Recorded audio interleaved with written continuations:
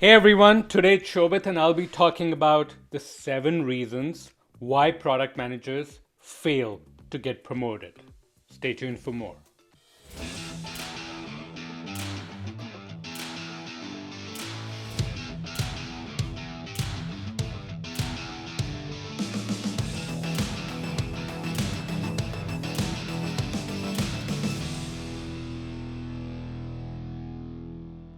Hey everyone, this is Shobit, founder of Intentional Product Manager, where I've coached hundreds of product managers having extraordinary success in their career, and of course, former PM at Google. So, today I want to talk about a very important topic, which is getting promoted as a product manager. And really, what are the roadblocks that come in front of people that prevents them from getting promoted? And this is the time to talk about promotions. Now, I know what you're thinking. I'm going live. I'm recording this right at a time where Meta has laid off a bunch of people. The news is that they're gonna lay off a bunch of people. Stripe laid off people. Twitter, half the staff went when Elon Musk took it over. Just all that conversations happening in tech. And you might think, Shobit, is this the time to talk about getting promoted? I am just lucky to have a job. Well, here's the deal. There's other product managers who I'm working with right now who say, yeah, I get it that it's not the best market, but I can still get promoted. I can still get ahead. Why don't I get why don't I get the recognition that I deserve? Why don't I get promoted? Why don't I get the right compensation? Why don't I set myself up for success while other product managers are busy fixating on the news, fixating with what's going on in the broader market? They're not focused on their work, their contribution, what they can do. So this is as good a time as any. This is as important a time as any to talk about how do you get promoted as a product manager. So we're going to talk about 7 things which you might not even think of, which block your progress, which stop you from getting promoted, and ultimately years might go by and you might realize, oh shit, because I missed this, I didn't get the recognition I deserve, I didn't get the promotion that I deserve, and I didn't move to the next level while my peers have gone. They're already at the next level. I can't tell you how many people I speak to where the biggest regret is that their peers figured out a way to get recognized, to get promoted, and they did not. And they feel they wasted their time and they got left behind. They might have peers who are now directors, VPs, making 2 times more money, 3 times more money, 5 times more money, having ton more impact, having a lot more freedom, flexibility on their schedule, actually having more time to spend with their family. And people who didn't figure this game out, they're feeling sad. They're feeling left behind. They're feeling dejected. They're feeling, as my client said, that they didn't meet their potential. They didn't live up to their potential. So that's what I don't want you to have. Okay, so let's start with those 7 things. Take notes. Because you know what, you might see this live, you might see this as a YouTube video later, and you might be like, cool, Shobit said some stuff, it went by, entertaining, I feel more accomplished, but nothing happened. So start taking notes. Thing number 1 is you expecting to get promoted for doing the job. There was a time where there was a career path, and what happened was, as long as you were doing a decent job, the next level was yours, and the next level was yours, and then you retired with the company. No longer true. Meets expectations gets you a pat on the back, a 3% raise every year, and keep going. It is no longer enough. The biggest mistake you can make is assume that you will get promoted just because you showed up, just because you did the work, just because you met expectations.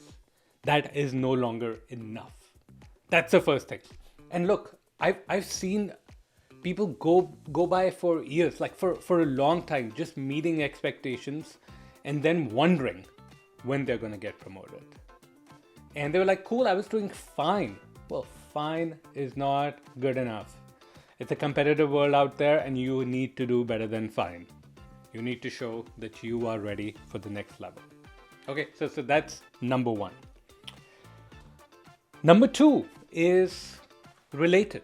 Number two is not being clear on what exactly you need to prove, demonstrate, who do you need to convince to ultimately get promoted. This is a conversation between you and your manager and you and your stakeholders, which needs to happen early. It needs to happen often, and it needs to happen with the least amount of emotion possible, with as much objectivity. Because look, promotions is one of those topics. If you're not getting it, you start to feel that, hey, maybe I'm not good enough. Maybe, I don't know what's wrong. Maybe something's wrong. And the emotions come in, and so you don't even want to talk about where you are falling short on the level required to get promoted. And because you don't have that conversation early on with your manager, when you go to them and say, hey, the cycle's here, promote me. They're like, why? I have this criteria, you haven't met it. So nope, I'm not supporting your promotion. So not having that conversation, not gaining clarity on what gets you promoted is the second thing that might affect you terribly, badly, and surprise you later on. And it's the worst thing. You come in, you are expecting that you'll get promoted, and surprise, surprise, you're just about meets expectations, and that's it. Nothing more. So, okay, that's the second one. There's 5 more. Okay, I'll go to this one next. Getting over fixated on the work you have been assigned. Okay, let me state that again. Getting over fixated on the work you have been assigned, not thinking about how can you redesign the job so that you have the range of projects that will showcase your skills and get you promoted.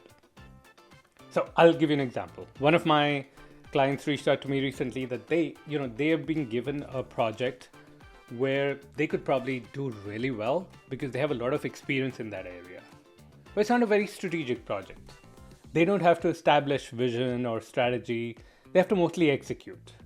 And then they might be able to hire people that run this project in the future. But right now it's not demonstrating their strategy, if you will. Okay, got it.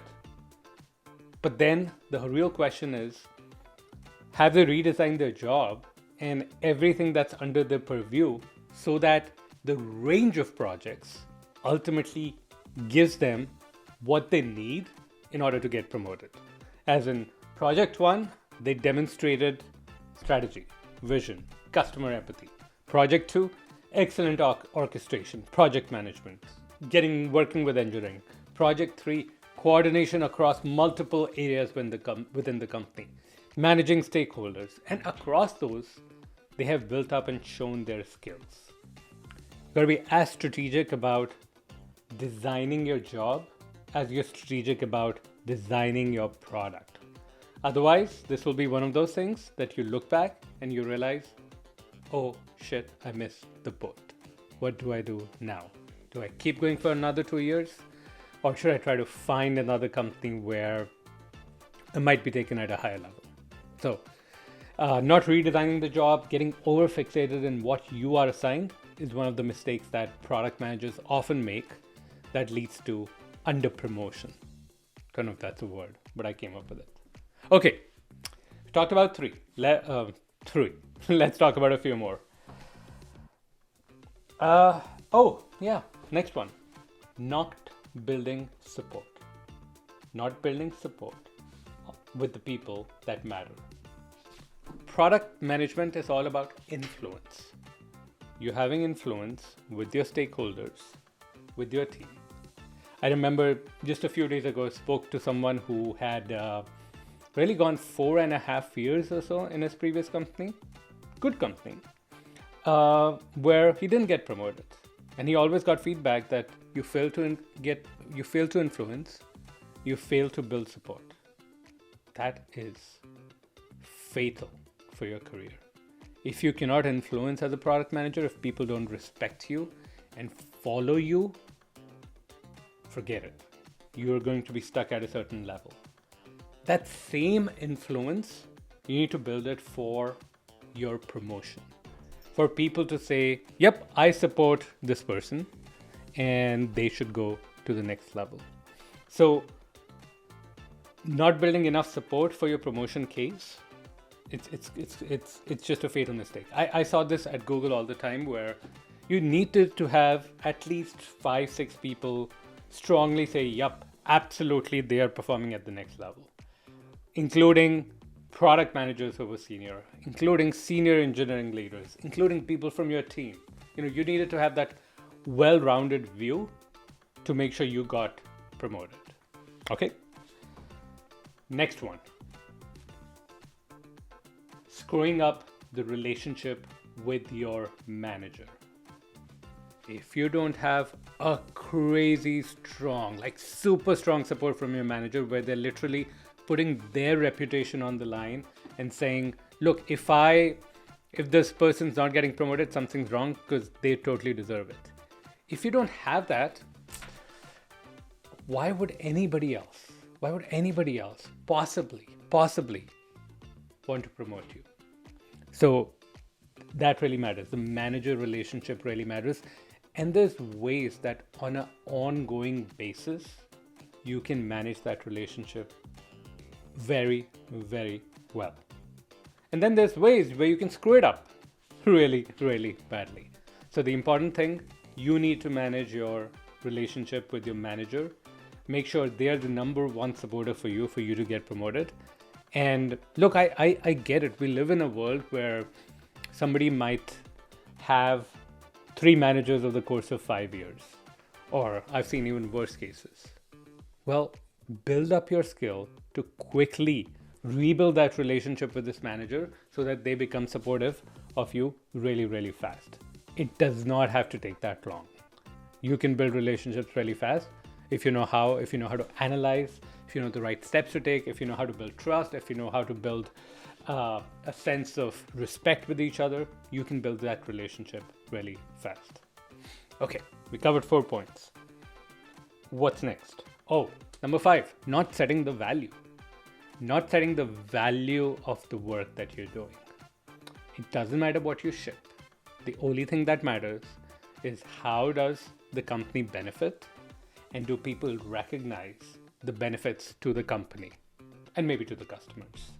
Because look, ultimately, if you don't move the business metrics and your stakeholders don't recognize that you had a major role in particular in moving the business metrics, it didn't matter. It didn't matter if you shipped a bunch of things, because there's no impact. So really what matters is business metrics, and more than anything, what matters is that your stakeholders recognize that the business metrics were impacted, and they recognize that you had a major role in impacting them. One of my mentors at Google used to say this, that look, always think of it in like 2 dimensions. X-axis, what projects are they doing? Are those projects strategic for the company? Are they moving the needle forward? Y-axis, what is your impact on that project? Just as an example, let's say you just weren't there. Would the project have gone on its own? Did the company believe that your project would have gone on without you being there? Well, if that was the case, then why do they need you, and why should you get promoted? Examples of these. Infrastructure projects. Very often, they tend to have an outstanding impact on the company because of the things that they enable. But they're not the best for most product managers, because your impact on an infrastructure project can be quite limiting, where it's sort of setting you up for success eventually, but you're really just making sure things don't go wrong in that infrastructure project. I generalize. There are exceptions to this, but those are the ones where you need to make sure you have a balanced portfolio. With the infrastructure project, you have something else that really helps out. Okay. Then 2 more to go. Well, you know what? Let me condense it. Let me build or mention one thing as the last thing. This is the most subtle one, the one that gets you without you knowing it. This is the last point I'm going to mention. And that is building the wrong perception amongst your stakeholders, amongst your team. What do I mean by that? Well, I'll tell you the story of my worst feedback ever, where I worked for a company where at the end of the year, I was told, Shobit, you were a great soldier, but not a great general. In a company, in a startup where there were tons of leadership opportunities, you failed to lead. Okay, that's the feedback I got right before like Christmas and holidays. You can imagine how well my winter holidays went that year, right? And why did that happen? Well, I was too busy in doing a whole bunch of things. Danger with a lot of folks, especially without coaches. You're doing a whole bunch of stuff. You're watching this YouTube video, you're watching this Shobit going live. I'm messing with you. You're watching all these different things and you are like moving in all these directions. And what you forget to do is you forget to focus on something and shift that company meaningfully in one direction where people start to identify you as a leader of that initiative. And because they didn't identify you as a leader of that initiative, even if you did move things forward, you build the wrong perception of being a doer, an executor, somebody who gets things done, somebody who can be told to go do something and that's what they'll do, but they're not seen as a leader. So what is promotion? Well, they're finding the person who's going to perform at the next level, not your current level, not who's doing a great job there. They're looking for someone at the next level, probably someone who needs more leadership qualities. And if you haven't built that perception, you're not going to get promoted to that level. So what are the things you need to build a perception about? You being a leader, you being somebody who can influence people, you being strategic, you having executive presence. Those are the things you need to build that impression for you to get promoted. Cool. I hope these things helped. These are all the things that I've seen people, product managers fail to get promoted because they just miss these things. Now, the number one thing you can do in order to not miss these things is to have somebody else watching out for your career, not just you. And that could be a coach, that could be me. Best way for you, no obligation, is to book a call with me, my team. Use the link I'm going to share here. It's intentionalproductmanager.com/apply. Apply to book a call with us. I don't accept everyone, just selected folks. We'll have a chat. Irrespective, you'll get a step-by-step plan on what I think you should do next. And 50% of folks, I just tell them, look, I can't help you. This is not something that I am qualified to take on or even something I want to take on. But if I can, I'll show you how and you can make a decision accordingly. But to be honest, sports people, CEOs, all these people have their coaches. They have their philosophies, their mentors, and most product management professionals, they're just operating alone. So what is the chance that you'll be successful? Definitely lower. You can be successful, but it's like, why risk it? It's not the sensible thing to do. So look forward to speaking with you soon. And look, even in this environment, don't lose focus on what can get you promoted, what can move you forward, because other product managers are starting to lose focus. They're starting to get into a negative state. If you can keep your mental state solid, you can get promoted. This is Shobit, and I will speak to you very, very soon.